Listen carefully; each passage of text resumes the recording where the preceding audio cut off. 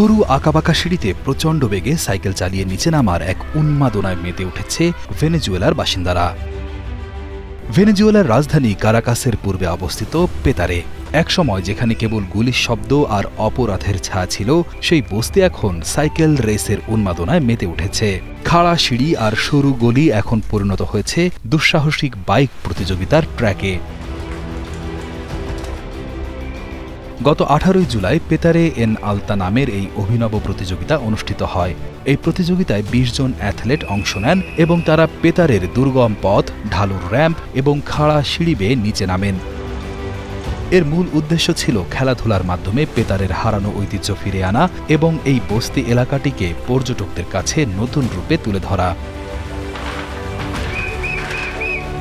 পেতারে একসময় প্রতি বছর শত শত মানুষ বন্দুকযুদ্ধে মারা যেত।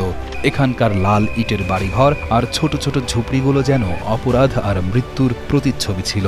তবে বর্তমানে সেখানকার বাসিন্দারা ও আয়োজকরা মনে করেন খেলাধুলা এই অবস্থার পরিবর্তন ঘটাতে পারে।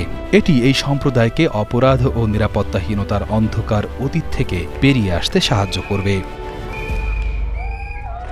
এই প্রতিযোগিতায় অংশ নেওয়া জাতীয় mountain bike champion Miguel Diaz জানান, তিনি 10 বছর বয়স থেকে এমন প্রতিযোগিতায় অংশ নিচ্ছেন।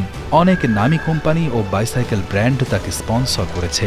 এখন ভেনেজুয়েলায় প্রথম আরবান বাইক প্রতিযোগিতার আয়োজন করা হচ্ছে ল্যাটিন আমেরিকার বৃহত্তম বস্তি পেতারেতে, যার উদ্দেশ্য তরুণদের খেলাধুলা ও বাইক চালানোয় উৎসাহ দেওয়া। পেতারের একজন বাসিন্দা মার্টিনা সুক্রে বলেন, তারা বস্তির চেহারা পাল্টে এটিকে এমন এক সম্প্রদায় হিসেবে তুলে ধরতে চান যেটি পরিশ্রমী ও ক্রীড়াপ্রেমী মানুষদের বাসস্থান হবে। স্থানীয়দের মতে এখানে অনেক প্রতিভা আছে, তারা আর শুধুমাত্র অপরাধ বা প্রান্তিকতা দিয়ে পরিচিত হতে চান না। এই বস্তিতে আছে অসাধারণ শক্তির, দৃঢ় মানসিকতার ও সৎ মানুষের উপস্থিতি। এই ধরনের প্রতিযোগিতা শুধুমাত্র খেলাধুলাকে উৎসাহিত করে না, বরং সামাজিক পরিবর্তনেও গুরুত্বপূর্ণ ভূমিকা রাখে।